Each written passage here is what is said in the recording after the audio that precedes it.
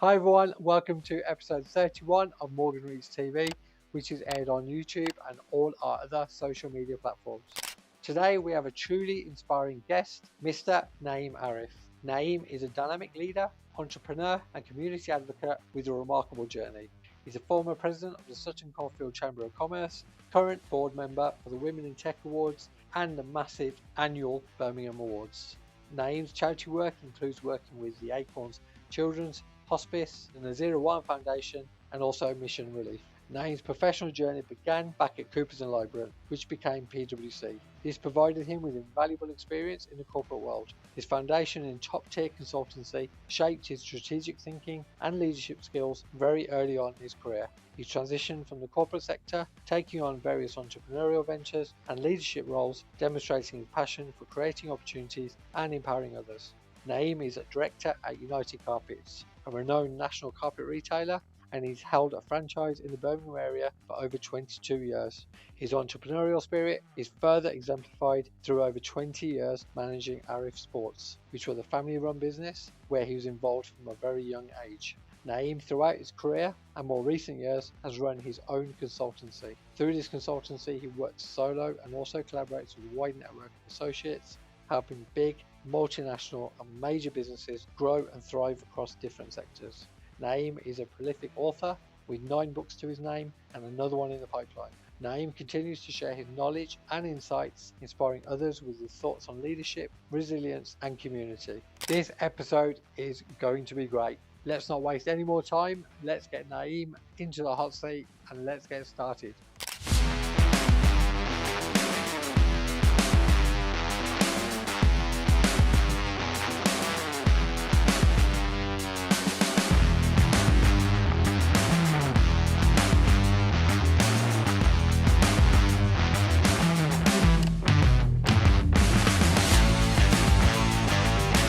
Good to see you, man. Thanks very much for coming over. No problem at all. So you've come from Sutton Coldfield? All the way from the royal town of Sutton Royal Coldfield. Get it Town, right. Sorry. Get it right. We worked hard for that. Excellent. So were you at work today? Yes. 6 o'clock start with my Singapore team, then back over to the UK. And at 9 p.m. tonight, I got a call with the team in Boston. Wow. And when you say you're with your Singapore team, you're obviously digitally. With them, Yeah, I didn't fly out to Singapore this morning. And get back for 9. I was going to say, what the hell? That's excellent. But yeah, so what is it you actually do? What do I do? So a lot of people ask me that question. So officially, I'd say I'm a management consultant. I have been for 30 years now, 31st year this year. What does that mean? That means I work with big companies who want someone to come in, give them advice. Normally, I'm part of a big team. Projects I normally work on are, the project I'm working on at the moment is £60 million. So they're always big scale projects, big teams, and we'll help companies in all sorts of ways. At the moment, I'm doing something around data governance globally, but let me give you a couple of examples. So I'm old, as you know. So back in 1999, I worked at the BBC. There's the year Y2K project. You remember that myth? Y2K? Yeah. Myth. That myth. So I did a project there for them, part of a big team working at Pricewaterhouse, and I was looking after corporate governance, corporate reporting, board reporting. Done something for British Airways engineering. Quite proud of that because do you know when a British Airways plane or any plane takes off from Heathrow and lands somewhere where there's no British Airways depot? Yeah. So, and if they've got a problem with a part, they don't ring British Airways. We designed a process and a solution whereby they can borrow a part of a Qantas plane or something. That was really proud of that. Worked at Birmingham City Council for 5 years. Led a team of 150, and that was a complete transformation. Looking to save £800 million over 10 years. That was a big job. And just finishing a role with a global pharmaceutical. They had a cyber attack, helping them get back on their feet.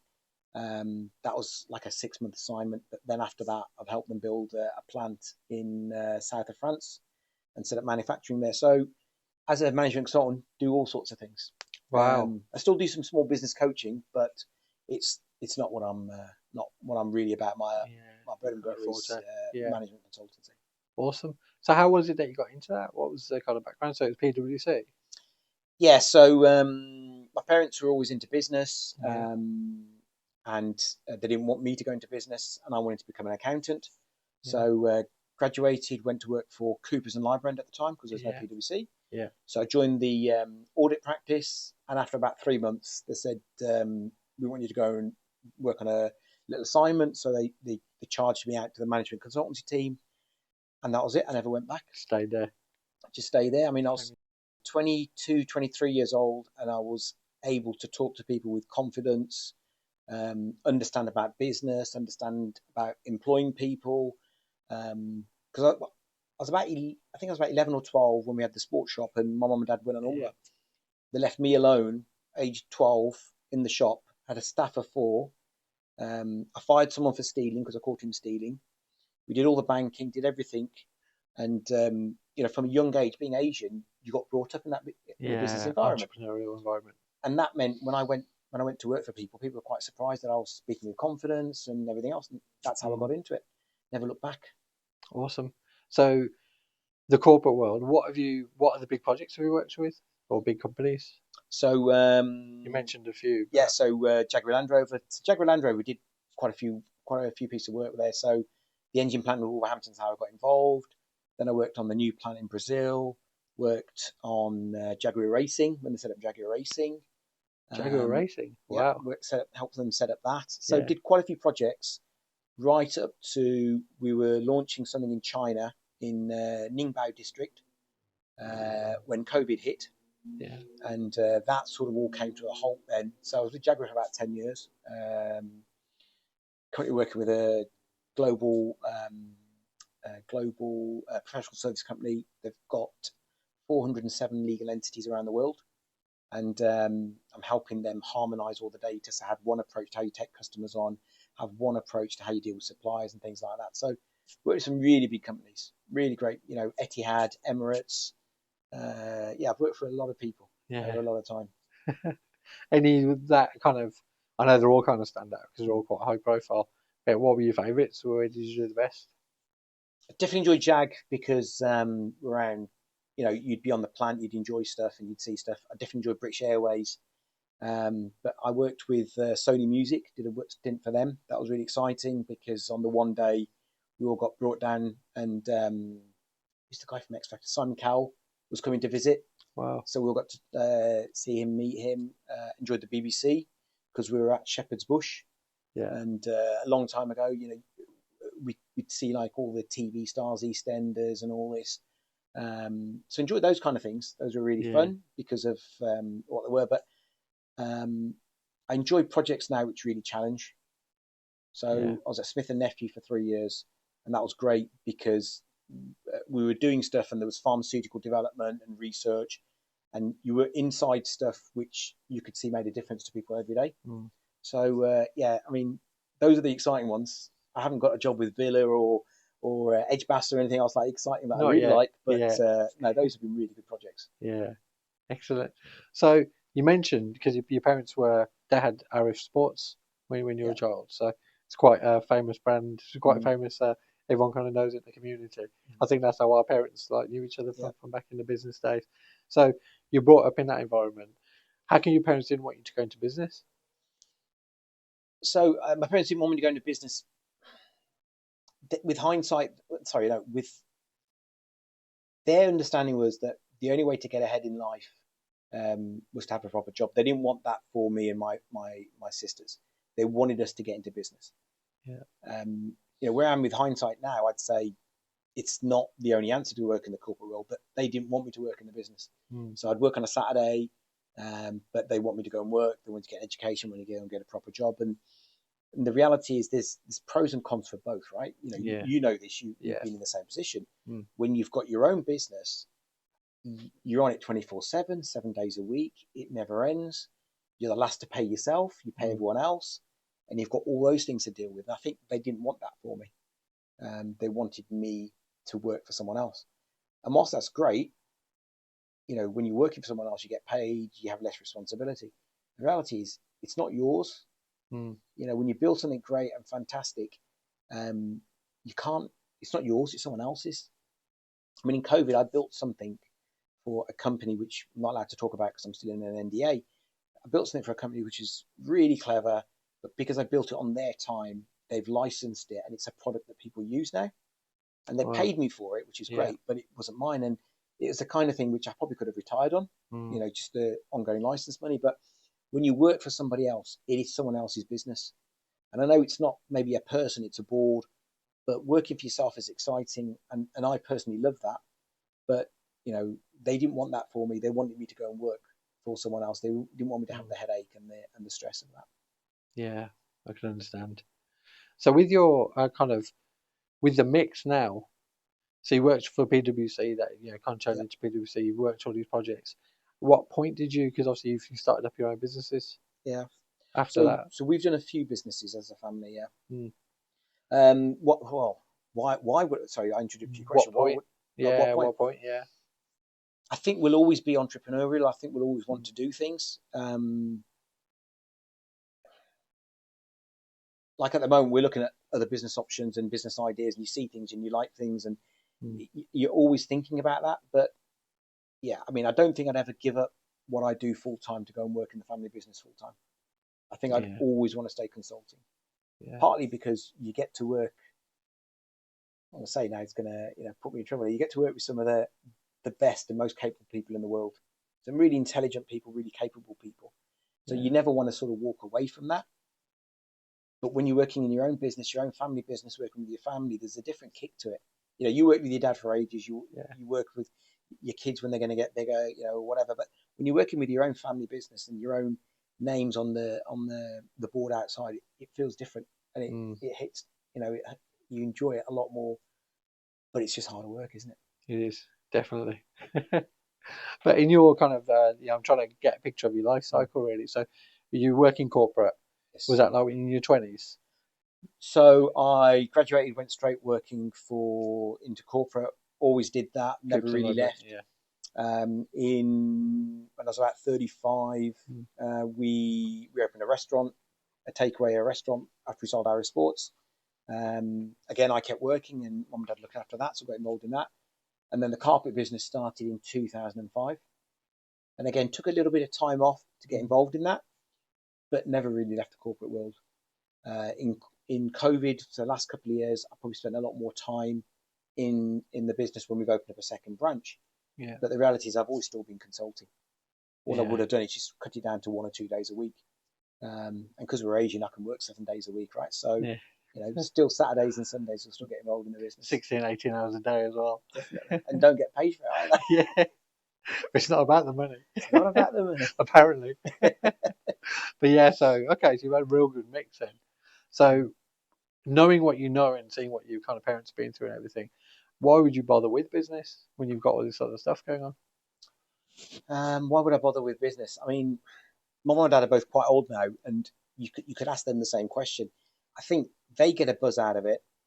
They get a buzz out of still working. My mum still works 6, 7 days a week. My dad still works 4 or 5 days a week. They get a buzz out of it. They enjoy doing deals, making sales. And I guess I have the same. I've had so much on just today as an example. Someone's rang me about 3 o'clock, and then over the phone we've done a deal which is going to be another quite a good sized deal, and I didn't really need to do it. But I've had the conversation. My wife's picked it up. She's going to see all the way through, and I think it's just that thrill, isn't it, of doing a sale. And that's all within the United Carpets kind of business. That's within the carpet business. Yeah. So it's someone we met through BNI about 5 years ago. I've done a lot of work for him, done a lot of properties for him.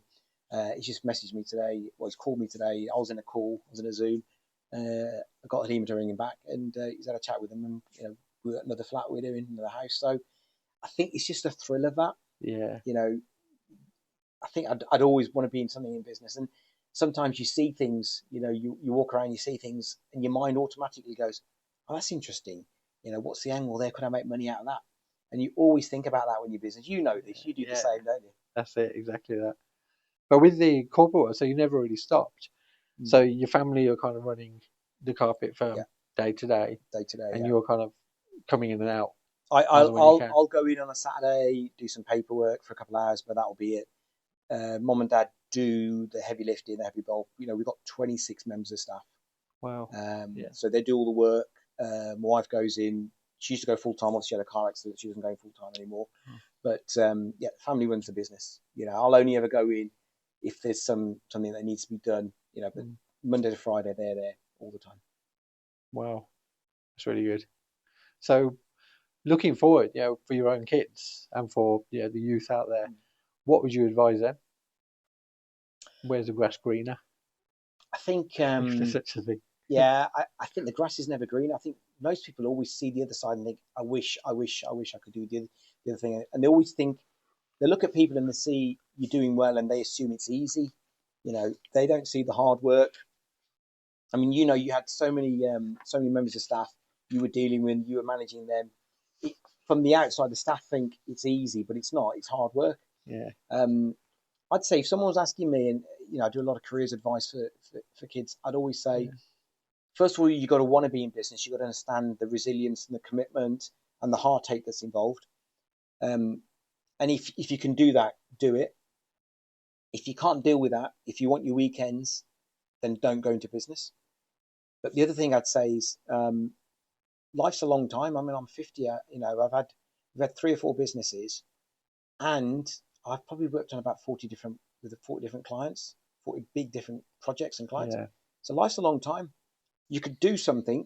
So I'd always say, go and work for somebody before you work in your family business. Get some experience, work in your family business. If that doesn't work for 5, 6, 7, 10 years, you can go back to something else. And you could be 30 or 40. And at 40, you could still go back to something else. Yeah. Life's a long time nowadays. You can change a lot and you can swap things around. It is a lot of opportunity out there. And I wouldn't say making a change of direction is a bad thing. The sign of stupidity is doing the same thing over and over again and expecting a different result. Outcome. Yeah. Yeah. So Definitely. if you want to change. If you think it's not right for you, change. And people's circumstances change as well, don't they? Yeah. You might. Well, markets change. Market changes, but you might think, when you're younger, you might want to do something different, and then you might get a bit older, you want to do something different, and then you might have a family and do something different, or you might suddenly become interested in sports or something else, and you want to do something different. So life's a long time. I wouldn't force yourself to think I'm only a businessman, entrepreneur, or I'm an employee. Yeah, don't categorize yourself for life. Yeah, definitely. But no, because I think it's because I hear from a lot of kids, like especially around my wife, like with the career advice she's giving to her students and things, and the thought is for kids, I think a lot. Oh no, if I make the wrong decision, I'm going to be stuck at that. I'm going to be stuck in that kind of vocation, or if I do that qualification, that's it. Because that's kind of what they're led to believe, that it's like lifetime career. But as you say, nowadays you can change a lot, you can move things around. Definitely. So no, it's good advice. So from everything you've done, obviously flittering between you working in a family business when you were 12, running stuff, firing people, which is remarkable, and then you went into the corporate world, then you've been back in a family environment. How do you manage? I know myself, like when I worked in corporate, and like you said, I came back to work in my father's firm. I found it difficult. Yeah. How have you found it? What are your tips for kind of family business and managing it? I think it's difficult. Okay, let's be honest, it's difficult. Because when you worked with your dad, it was just you and your dad? Well, myself, my dad, and staff? About 30 staff, right. So with us, it's different. So there's me. Yeah. There's my dad. There's my mum. There's my wife. So there's a whole range of different family members, people involved. I'd say a few things. Definitely my experience has been, first of all, it shouldn't be the fact that the oldest person is the most intelligent and the youngest is the least intelligent, right? If age doesn't count and the family relations don't count when you're giving people jobs to do, okay? You've got to give people, assign people roles based on what their skills are. Yeah, what they're good at. So if I, for instance, look at my mum and dad haven't got degrees, okay? But my dad is fantastic at paperwork. He's never been an accountant. He'll never miss a bill. Everything's documented. Everything's filed. If you said to him, can you tell me where this bill is? He'll be like, yeah, filing cabinet, pull out exactly what it is. He's brilliant at that. My mum, again, no degree or anything. She sells like no one's business. Really? She could sell anything to anybody. And, you know, again, if she was working somewhere else, she wouldn't get that kind of a position. People say you can't sell because of the way you look or the way you talk or your handwriting or whatever, right? Yeah. My wife is the same. She's really, really good salesperson, but maybe she doesn't know how to do other things. So for me, one of the big things is if you are going to work in a family business, you've got to assign people the roles based on where their skills are. And it shouldn't just come down to the oldest person does this and the youngest person does this. It's got to be assigned based on where your skills are. And I think that's why a lot of people in family businesses tend to be successful or not successful if they can bypass those issues. If they're stuck with, well, dad's the oldest at home and whatever dad says goes, or the youngest person, the youngest child is the youngest, therefore they know nothing. And if they carry that into a business, I think that's the worst mistake you make. And that's where businesses are not successful. Yeah, definitely. But with that, you know, your whole experience, you know, taking it all, looking at it all from your top view, you've kind of mentioned it, but in a nutshell, what do you prefer, corporate or family business? I would love to run a family business at a corporate level. Yeah, best of both. I'd love to do that. I think the problem is when you're working in the corporate world, and then if that's the only thing I ever did, I think I'd miss the deals, I'd miss the cash deals, and I'd miss the discounts and this, you know, I'd miss all of that kind of thing. You know, you're doing a big deal for somebody, it's a big discussion, a big debate, you have to really win them over, and at the end they ask for a bit more discount. There's a bit of a dull boy about me in that respect. You know, you like doing the deals, and I'd miss that. And I think if that's all I ever did, having now know what I do with in terms of my ability and the kinds of sizes of teams I've run, I mean, biggest teams I've had are about 150 people, right? If you can run that size teams, and then all you're doing is running a small £1 or £2 million revenue business, you sort of feel like I'm missing something out. So I think, you know, best of both worlds. Yeah, I'd love to run a family business at a corporate level. There's still time. Build up to it. With everything that you do, yeah, you do a hell of a lot. Your corporate stuff, and you're talking, you know, from what we've heard, international time zones. You're working a lot of hours in the day. How do you fit everything in? How do you make it all work? I think that's part of the buzz, isn't it? Sometimes I tend to push myself, and if I was just doing 9 to 5, for some reason I feel like I'm not doing anything. Like on a Saturday or a Sunday, if I hadn't got a lot to do, I'd go into the shop or I'd do something else. And I don't know. I think it's my parents have brought that in me. You know, they constantly were working and constantly challenging and constantly growing. I just find ways to make it work. You know, especially during the summer. I mean, I'm a vice president at St Colford Cricket Club, so I play cricket with my kids. I do coaching. I ran a under 15 team yesterday. So there's a lot of other stuff I do, but it's almost like you make the time for stuff because you just do. Because if you want it, you do it. Yeah, definitely. Because we've just touched upon your business and, you know, the corporate work that you're doing, your family life. Yeah, you do so much with your kids. You do so much outside in the community as well, and all the positions you've held. You must not sleep much. No, I definitely sleep. Yeah, you sleep as well. Definitely you sleep. sleep that in as well. Yeah, definitely sleep. Yeah, awesome. Because the positions and stuff you've had is something. Because I've noticed on social media, because, you know, you're quite strong on social media, you know, you put your thoughts out there. You've been doing quite a few posts recently about, yeah, certain topics and about certain things in the business and, you know, the world in general. What's changed in you? Or would you say something else? Okay, I think, and you're not the only person to ask me this question, right? I think it's quite clear that over the last 12, 18 months, I've been very vocal about some specific issues. And let's go back a bit, right? I think I'm a bit fed up of the world. Let's go back to Brexit. That frustrated me, that annoyed me. Then we had the high street crisis, right? Everything was going bad, rates were going up. Then we had the energy crisis. Then we have this and that. And so many things over the time have just tired me out. They've just broken me. And Gaza has really just been the end, to be honest, what's going on in Gaza. I won't mention any names, but as president of the chamber, it was very important for me to be apolitical, not really be vocal about things. Why? Not because I was scared of the position or anything else, but if I really wanted to do a good job for the business community that I was there to support as president, I wanted to make myself accessible. I didn't want to have opinions on things which then might put someone off coming and asking me for help, and it was my job to help them. Because if I wanted to be, political, and if I wanted to make my opinions known and put people off, then I shouldn't have been president. So as far as I was concerned, when I took that position, and whatever positions I take, I'll always take them seriously. But I've seen people in power talk about the Gaza issue, pro and con, with such abandonment of care of their roles. I thought to myself, why am I worried about this? Why am I worried about this? What's happening in Gaza has really upset me. It's upset me from about 2000. There's an Australian guy called John Pillager. He did a documentary called Gaza Still the Issue.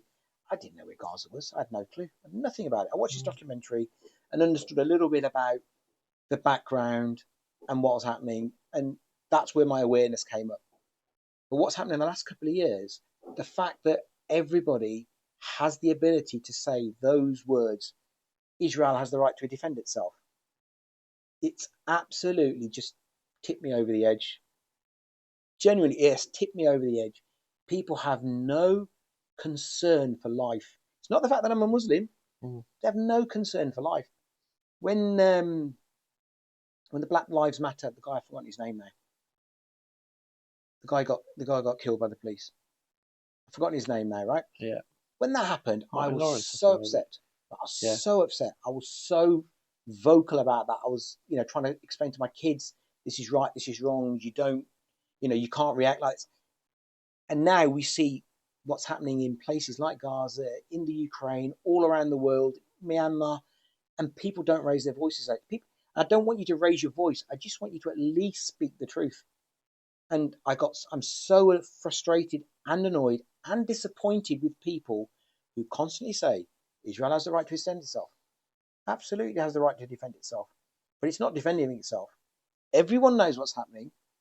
Everyone knows what's happening is way in excess of what happened. I mean, we could talk about conspiracy theories, but you're telling me that the world's strongest army allowed those people to cross the boundary and kill 1,200, whatever it was. As far as I'm concerned, that was all fixed. It was all allowed. It was all enabled in order to do the next 2 years of whatever they're doing. And it's upset me. It's angered me that I've just said to myself, well, you know what? I'm going to die at some point. I'm not going to my grave having not spoken up for what I think was right and what was wrong. So, yeah, I'm a lot more active. I'm a lot more vocal about things that upset me. And you know what? I'm 51 years old. I don't care. If it's right and it's wrong, I'll say it. Yeah. It's a good way to be. So I've noticed, like, with all the way you are now, the way that you're thinking and your outspokenness, which is a good thing, I think. You used to do a lot with the Conservatives, so you used to have a lot of, you go to events and things that you used to see. Is that still your stance? To answer that question, I've got to go back again. Sorry. Yeah, so right. when I was at university, I voted for. Do you remember D. Ream and Things Can Only Get Better? Yeah. I voted for Tony Blair. Labour, yeah. Right? I was a Labourite at university. It was the right thing to do for everyone to get. Society should look after everybody. Yeah. And then as we got into business, and as I got into business, I felt if I work harder than someone else, I deserve more. Right? Yeah. And if someone's a lazy so-and-so, he deserves less or she deserves less. And I guess my stance changed. I was more of a conservative. And over the last 5-10 years, I've been a very clear conservative. Been a member of the Conservative Party. I've leafleted for Andy Street, someone I like a lot. I really respect Andy. I like what he does for Birmingham. But I cancelled my membership 2 years ago, 2 or 3 years ago. Really? Cancelled my membership a few years ago, Yeah. and I refused to go to events. I guess I'm just fed up of why and how people have normalised the accepted level of decency in our country. Okay, what am I saying? What do I mean by that? it's now very acceptable for people to blame everything that's wrong with our country on two people, migrants and Muslims. And that annoys the heck out of me. Yeah. Okay? I'm a father, got 2 daughters, 2 sons, and I've always been really upset with things around rape, child abuse, violence against kids and women. And whenever you go and look at, I sound like I go and look at it regularly. If you go and look at the sex offenders register, the majority of people on that register are not Pakistani, they're not Muslim, and they're not brown. Yeah. But what people have done is they've made it okay for you to use the words grooming gangs, Rotherham or Sheffield, and associate it always as an Asian person problem. Muslim gangs, yeah. And it's not. For me, okay, anybody who has been accused of being a sex offender, I wouldn't send them to prison. I would go to capital punishment. I would kill them, right? I feel that badly about it. But the majority of the people who would be in that position would not be Asian, and they would not be Pakistani Muslims, right? And all that society has done, and it's been led by the political party, has been to ostracize and blame us for everything that's going wrong in the world. And it's not. I'm sorry. Yes, there are Asians who are sex offenders, but they're not all Asians. Okay? Yes, there are freeloaders in this country, and I hate freeloaders. Absolutely hate freeloaders. But they don't all live in Alum Rock. I'm sorry, they live all around the city. Okay? And all around the country. And if we want to tackle the problems that are there in society today, we need to get above the fact that it's just migrants and Muslims who are causing these problems, understand the real causes of issues, and we need to deal with them. And that, for me, is something which it's been unacceptable language from both main parties. Okay, I won't vote for Labour either. It's been the language used. They've made it normal for everyone to walk around and assume that because someone of a certain skin colour and the way they look, they're either going to be a fundamentalist or they're going to be in a grooming gang. And I'm sorry, I've had enough of that. And I think that's why we're going to see more and more of the independents rise to power. Okay, Reform are going to win loads of seats. That's fine. That's a given. But that's only happening because the two main political parties, they don't have anyone I'd vote for. They have a massive lack of credibility and leadership skills. And that, for me, means I couldn't vote for either of them. And I think there's a lot of people in the world at the moment, a lot of people in this country at the moment, of all colours, all backgrounds, who are in that same position. They have no one to follow. They have no one to vote for. Yeah, I think you're true. I think it's right. That's quite a harsh response to your question, but that's where I am. I have no one I could really vote for. So if you were the PM, maybe Prime Minister, if you want to make up a party, what would you do different right now to address all this stuff? So I've got no political aspirations, but not yet. No, never, because it doesn't work like that, does it? The biggest issue in our country, or one of the biggest issues in our country, is productivity, right? We don't make anything anymore. Yeah. We don't make anything anymore. And then we've got a whole generation of kids, 10 to 30, who've got no skills, no communication skills, all that their parents probably had them because their parents wanted benefits. I see it a lot. It's unfortunately, it's a fact. And again, they're Asians and whites and all sorts of colours. And those kids have been brought into an environment. Their role models are all people who've just said, right, this is the system. This is how you scan the system. This is how you get by. I'd look to reduce benefits. I'd stop the boats. 100% I'd stop the boats, right? But you stop the boats not by stopping the boats. You stop by boats by stop giving away freebies. Yeah. I'd try and get everyone back into work. I'd bring back national service. That's something I've talked about for a while. And I think a lot of people are the same opinion. If you're a 16, 17, 18, 19-year-old kid who has no skills, low prospects, let's get you into not just the army, but into the NHS, into the fire service. Let's get into some job where you can serve your country and you're going to get comm skills, you're going to make friends, you're going to get work experience. I'd be looking at those kind of things because I think if we don't, all these people who've come through these generations into that, with those role models of we don't need to work, we've got loads of freebies. Those people are bringing more people into that same life, into that same circle of life. And I think the problem we're going to have is that we're going to continue to deteriorate as a country. We're not going to make anything. We're going to have less and less productivity. We're going to have more and more unemployment, more benefits. Cost of living is going to completely go out the roof, and we're only destroying our own country. Don't make me Prime Minister. Yeah, I was about to say, if you do, I'll vote for you. So you got my vote because I agree with all of that. In terms of what you said about national service, I was in the cadets as a kid, and I was a police special for 8 years, and that was basically national service because I was doing it for skills, for betterment, to help. And with the cadets, we used to do all sorts of stuff. Like how old was you when you did that? I was in the cadets from 12 till 18. Okay. Then I was a police special later on in life, to be honest, because it was to do with I was kind of working within the courts, so it was to do with that kind of job role. But it was up until I was probably 24 to 30. Right. Yeah, it was only left because the kids came along and they were taking a lot of time, and plus they actually brought in a minimum. So I used to be there to support. Right. So I used to do all the stuff with the courts, like for work, and we used to do all that, the blue light stuff, which was great. And then for the police kind of department or for the Nick, I used to be available. Right. So every big event, so the Pope visit, the Olympic torch visit, I did all that stuff. So I was always another yellow jacket on the street to help. Yeah. When they had the riots in Birmingham, they asked everyone to come in for, large towns were managed just by specials at those times.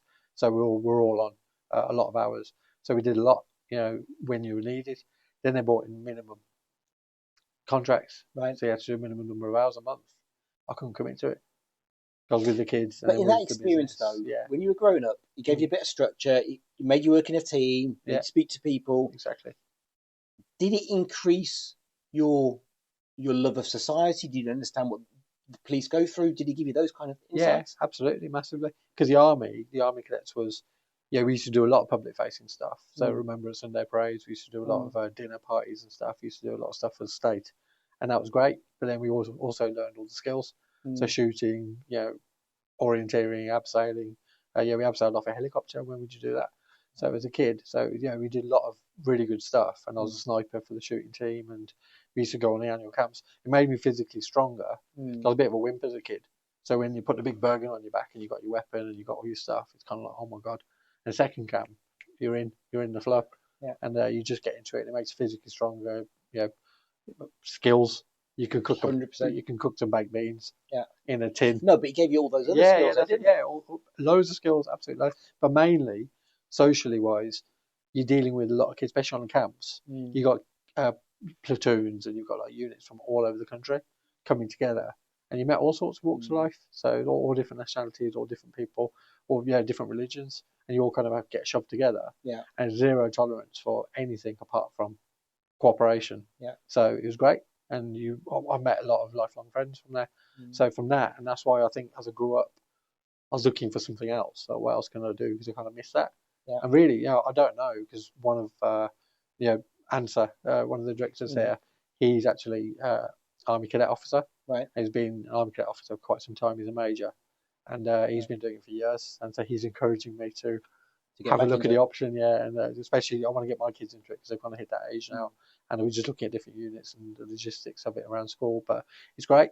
He builds a lot of character. So as you said, if it's a national thing, if it's necessary and compulsory, it's only a good thing. I think so. I think it would do a lot of give kids a lot of direction. The police would get more respect. The NHS staff would get more respect. I think, it's a no-brainer for me. And like I said, I do understand the police a lot more. I understand what they go through. I understand what they come up against in the community. They come up against a lot.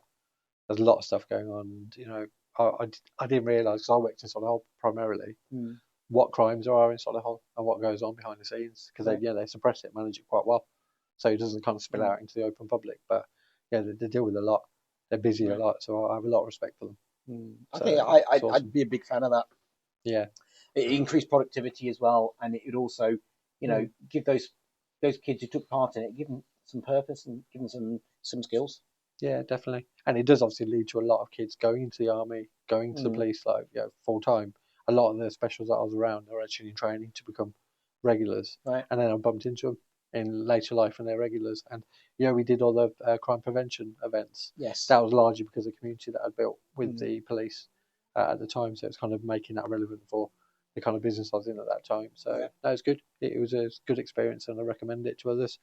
So, but working, moving away from politics a bit, but kind of still in, because it's very political nowadays.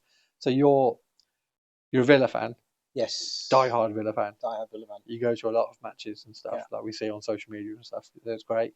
But as a British Pakistani or Pakistani British, who do you support in cricket? If Pakistan so that's quite interesting, right? So I go to England cricket matches with my England shirt on, with the rest of my family in their Pakistan shirts on. Really? Yeah. Yeah.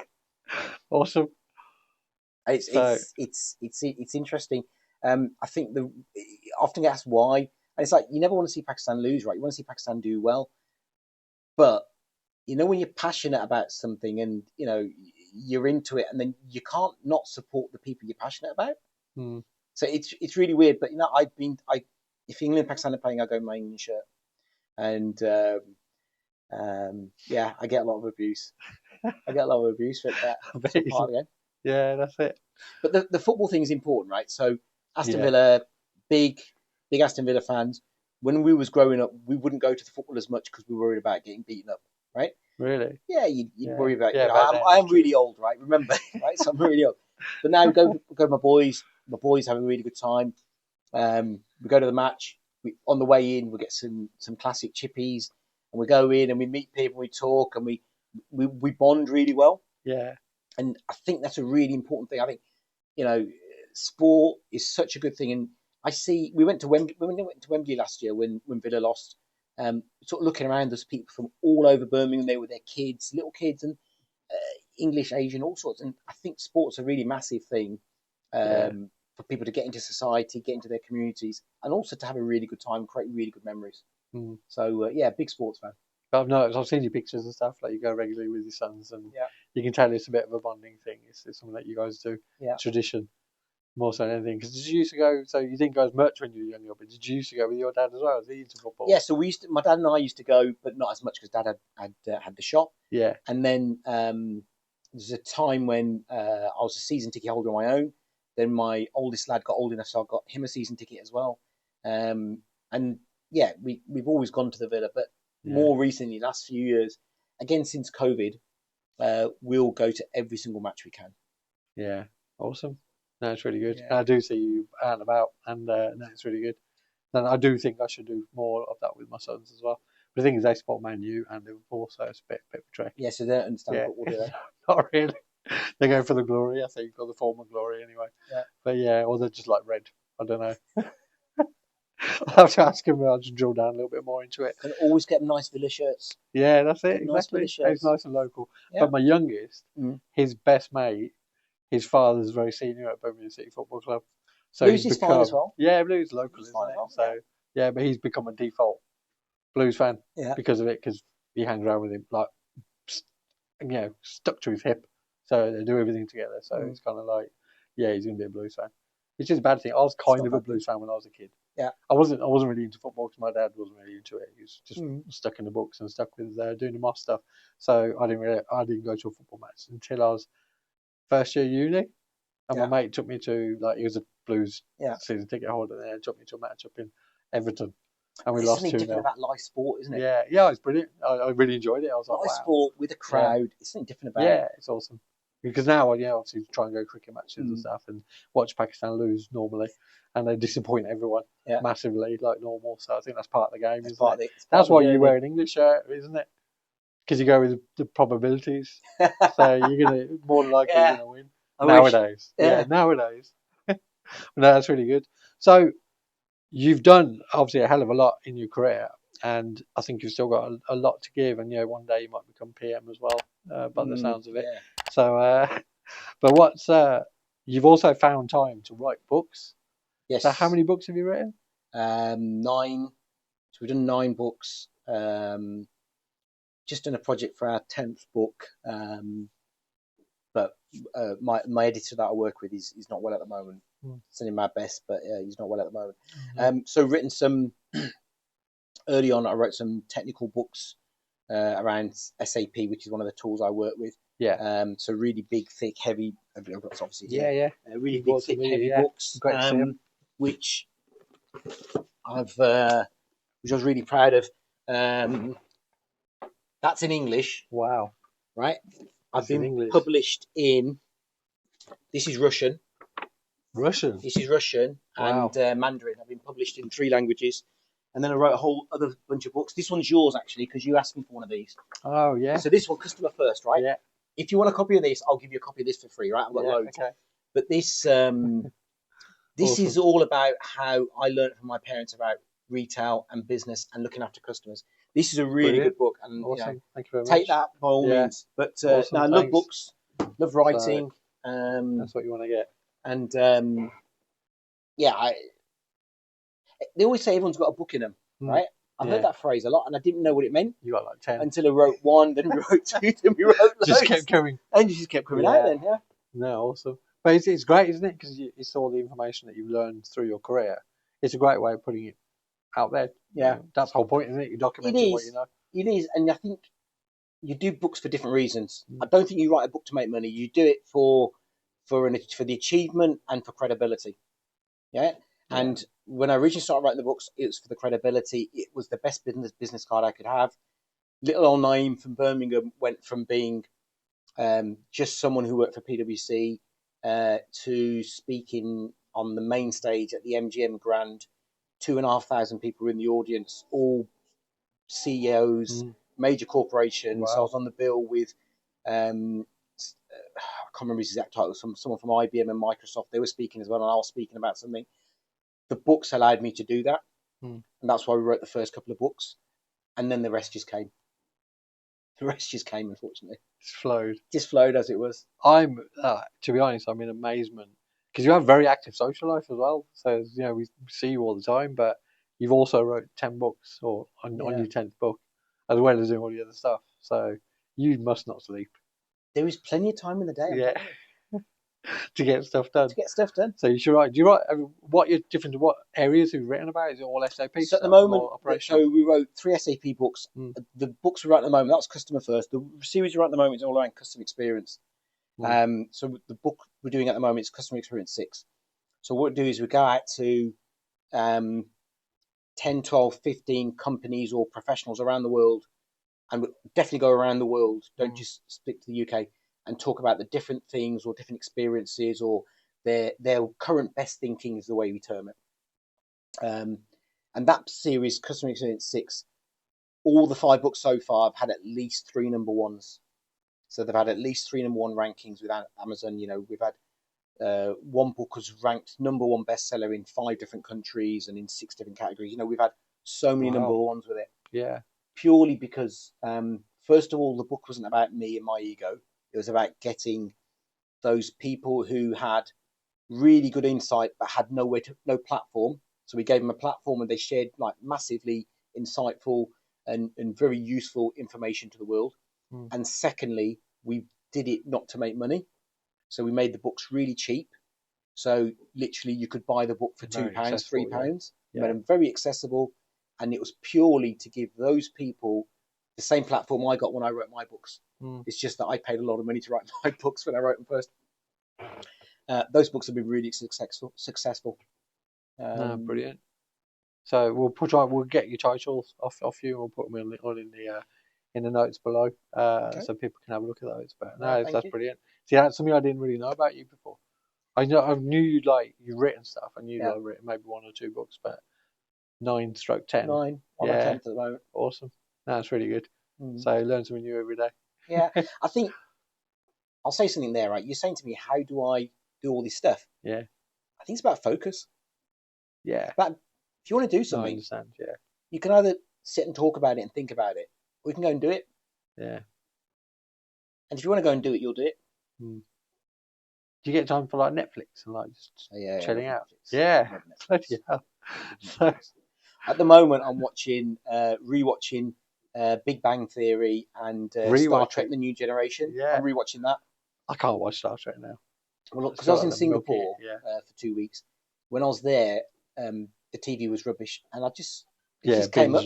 Started watching Star Trek: Next Generation again. Awesome. Find time for it. Yeah. So is there anything that you can kind of tell us? Is there anything coming up? Anything big coming up, or are you planning anything? Apart from CX6, we've got a big year ahead for women in tech. Yeah. So, as you know, I'm on the board with B Events. And this year we took Women in Tech Awards national. We took national nominations for that, and there'll be a big year ahead for that. Got a couple of projects coming up, which is really important. That's it. How many awards are there? Is it 9 or something now? Is it 7 or 8? How many? Is it for B Events? So there's Women Awards, Women in Tech Awards, Property Awards. There's National Property Awards now as well. Yeah. Youth Awards. Yeah. Those are the ones I mainly get involved. And there's I would say creatives.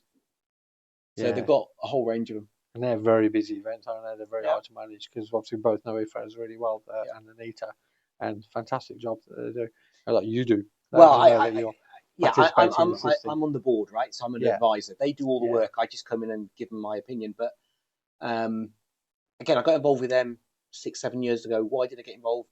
Because I could generally see that what they're doing wasn't for the money. Yeah. It was to make Birmingham better and make people's lives better. And that, for me, I talk about that in that book. That, for me, is how you make money. If you're doing a good job, you make money. If you're doing a rubbish job, only interested in taking people's money, you're not going to make money. It's not long term. You make money once, right? Yeah. And you don't do it again. And I think it's really important as a philosophy, do the things for the right reasons, and it has big rewards in the long term. So, brilliant. That's what I do. So, because you bought some stuff with you today. Yeah, to show us, and some props, as we said. Yeah, so awesome. I was really honoured. That was 2021. I was named CX Professional of the Year, the CX World Series. That was really good. This is my favourite one, though, right? So I won the Turkish Airlines Amateur Open, and I went to play in the Turkish Airlines World Golf Cup in Turkey. And out of 90 participants, so 90 people all around the world, I came, I think, 13th. Wow. And I only came 13th because someone didn't mark my card correctly. Otherwise, I would have been in the top 10.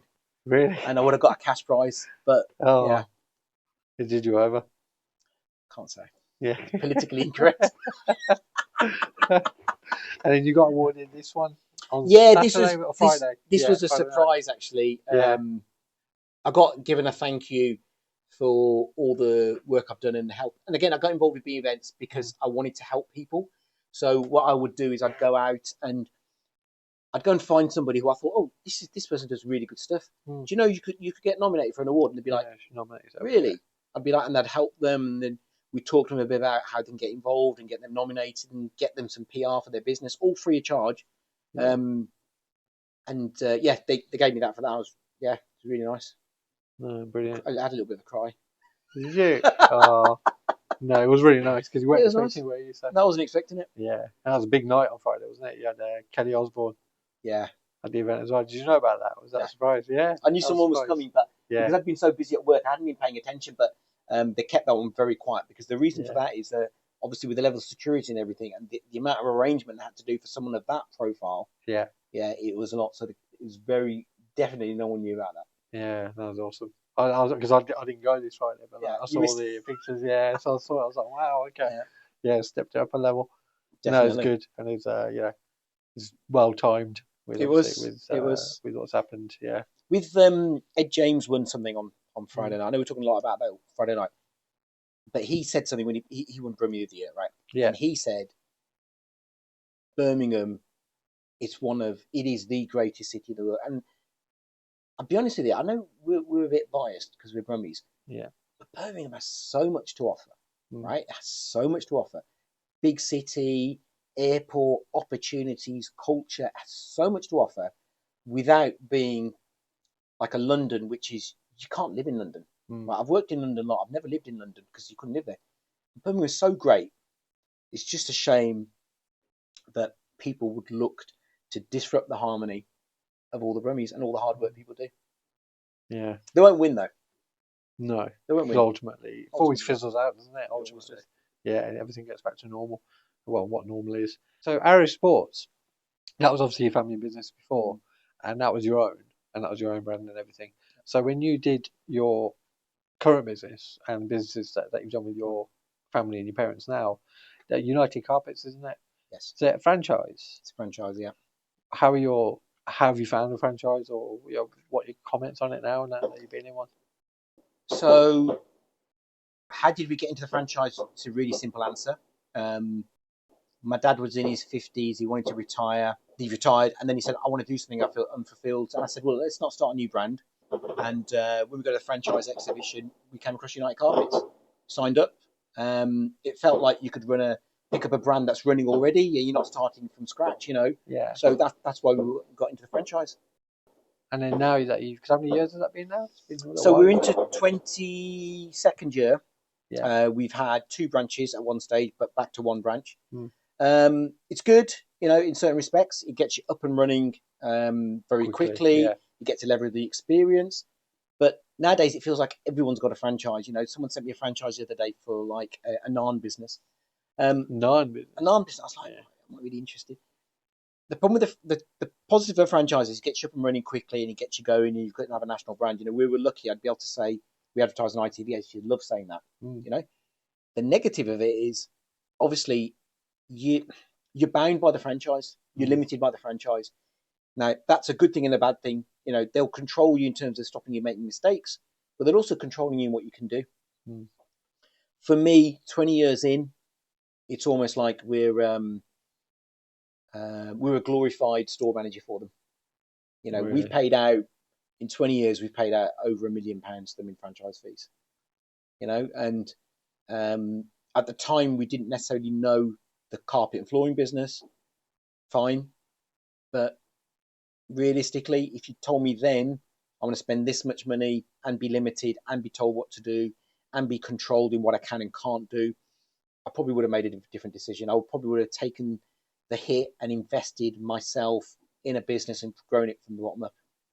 Do you reckon? Yeah, definitely, because with not necessarily me, right? Because I have all this experience now, but at that stage, 20 years ago, I had a lot of ideas.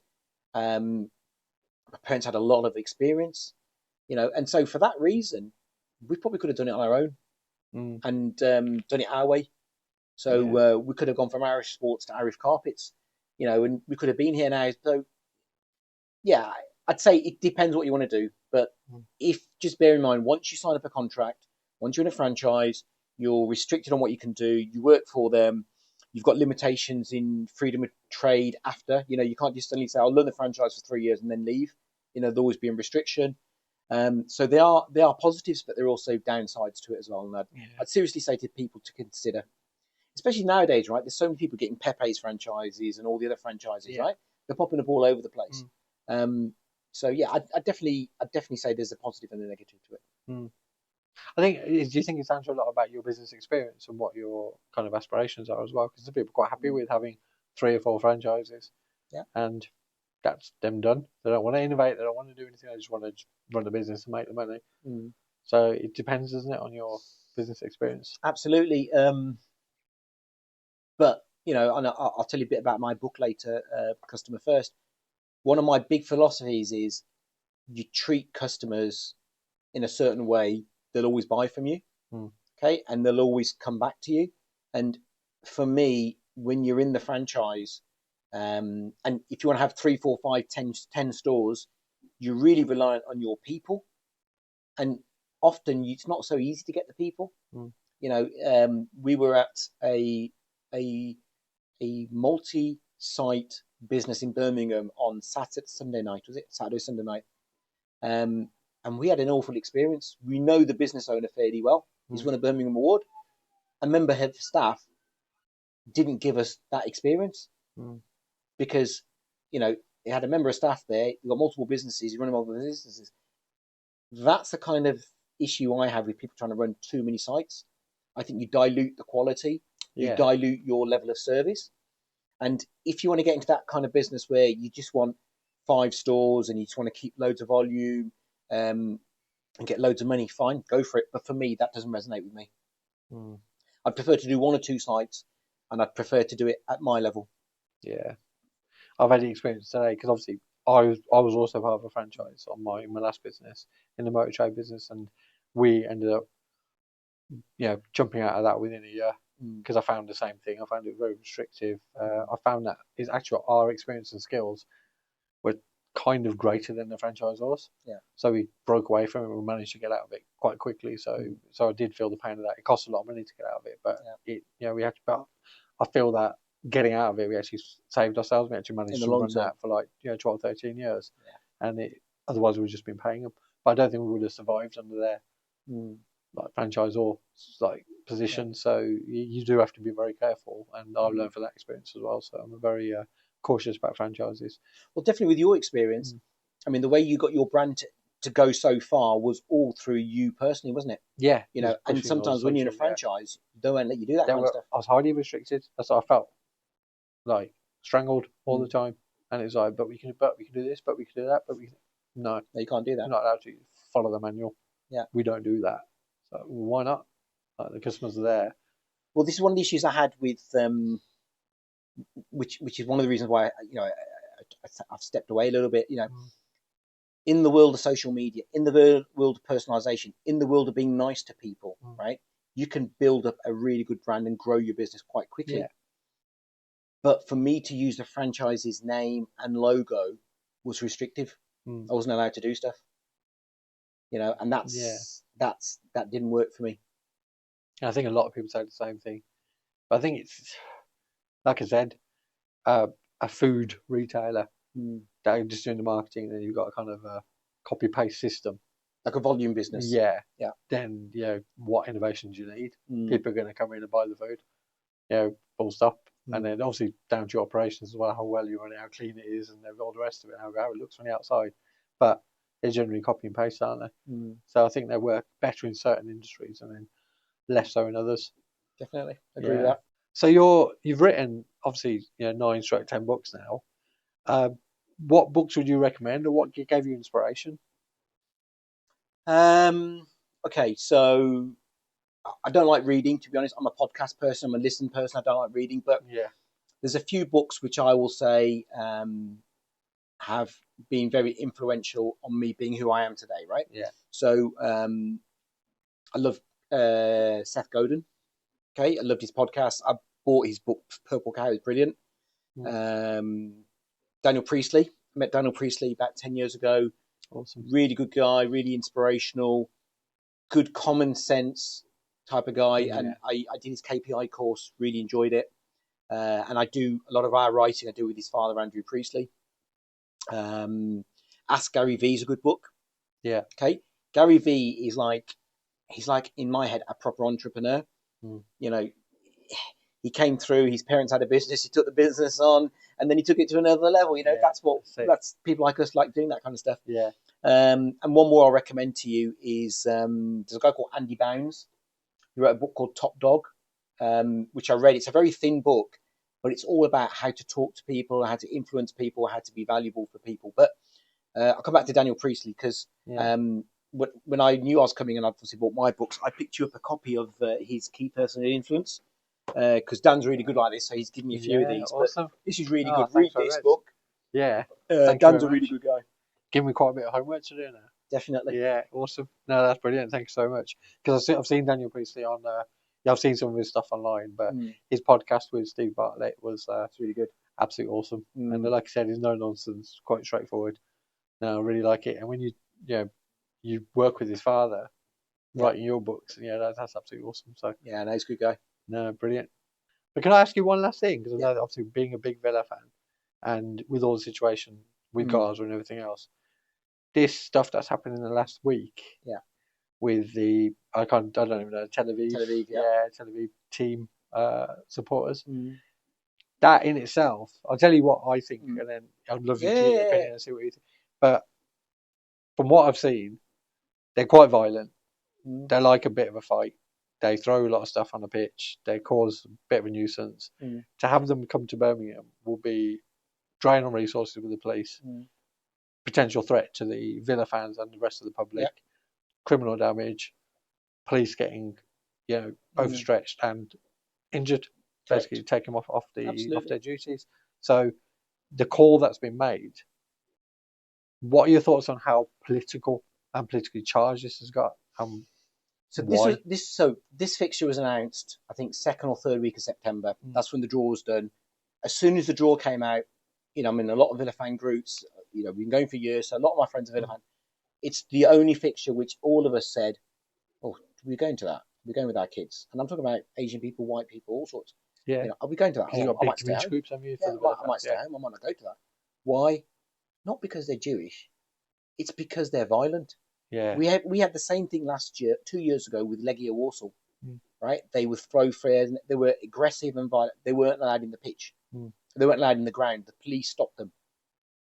This ban, which has been instigated by the security advisory group of Aston or whatever, is there purely because of what they represent in terms of violence, not in terms of their religious belief or where they come from. It's irrelevant where they come from. It's irrelevant where they come from. I'll tell you why.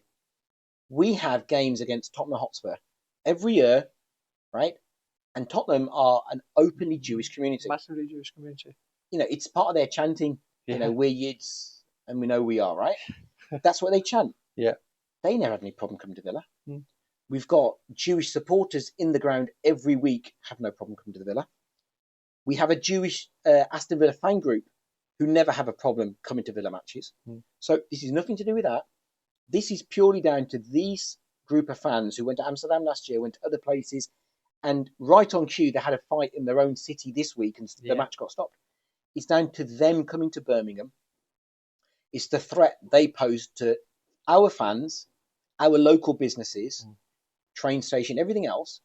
Like, what value is them coming and potentially hurting police officers, local businesses, causing distress, and on top of that, attracting all the negative press locally? Because next to Villa Park is people's houses, people's businesses. It's residential, isn't it? It's a residential area. Yeah. So I think it's absolutely the right call. It's not the first time it's happened. It's happened lots of times.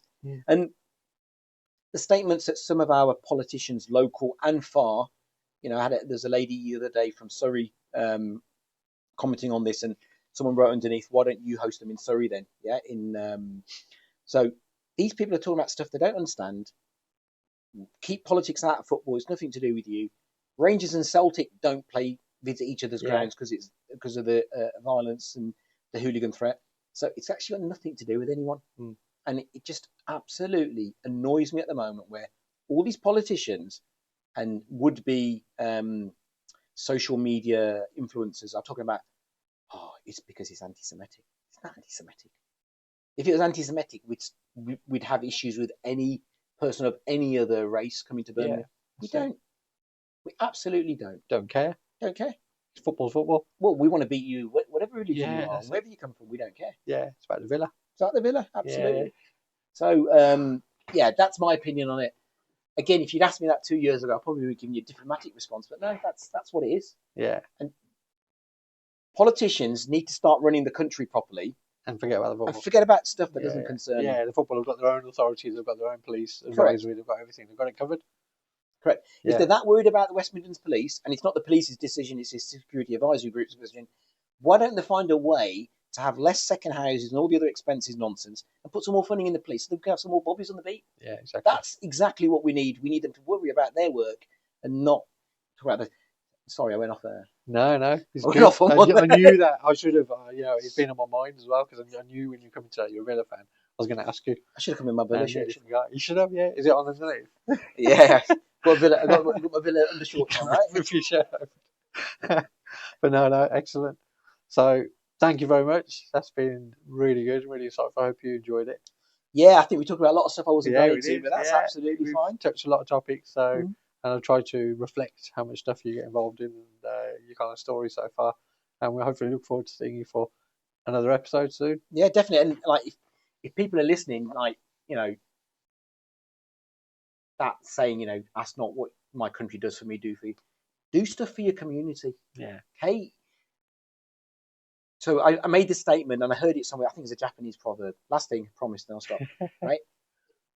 It was that if we talk about a certain coal field, right? If we look at a certain coal field as a well, Yeah. and if all we do is keep taking water out the well's going to go dry. We need to all put a bit of water in, so there's water for everybody. So if you're listening, and if I've said anything which is made you think, right, I could do that, do it. Do it without thinking. Do something for your local community. Do something for your friends, your neighbours, because that's the only way to make Birmingham better. And it's what so many people do that you can be a part of it as well. Thanks for tuning in today. I hope you found that very useful. Please don't forget to like, subscribe, and watch all the great episodes on Morgan Reach TV. Hi everyone, thank you very much for tuning in to episode 31 with the great Naeem Arif. I found that to be absolutely explosive content. I hope you did too. And please do tune in to our other episodes, and please do like and subscribe our channel, Morgan Reach TV.